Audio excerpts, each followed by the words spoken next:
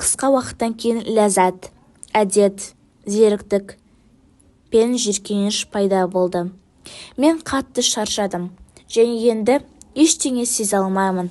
Сондықтан маған кетуге рұқсат етіңіз деді. Патша оған жауап берді. Я, бара бер. Арман да өзінің патша болатын әкесі мақтанды және патшаны ұзын қанжармен шаншып тастай жаздады. Ол үйге жіберілді. Катерина қазірдің өзінде өзінің Петруша деген сүйіктісі бар екенін жасырмайды және оны өте жақсы көретінін түсіндірді. Патша оларға үйлену тойына жаңа үй беруді бұйырды. Джейн ақымақ баладай болып, патшадан қатты қорқытанып қалыпты. Ол күйде үйіне жіберілді.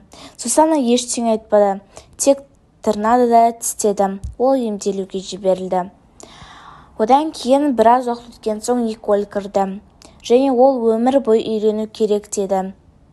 Мен бұрын-соңды көрмеген адамға кездейсоқ тұрмысқа шыққым келмейді деді. Патшаға бұл сөз өте ұнап қалды. Ол оны сарайда тұруға және онымен жақынырақ танысуға шақырды. Сөйтіп олар бір-бірімен танысқаннан кейін ғашық болып сүйгеннен кейін үйленді. Содан кейін патша, мен әрқашан адамдарды іс-әрекетіне қарай бағалау керек деп санадым. Бірақ бұл дұрыс емес болып шығады. Өйткені дәл сол әрекеттер мүлдем басқа себептермен туындауы мүмкін деді.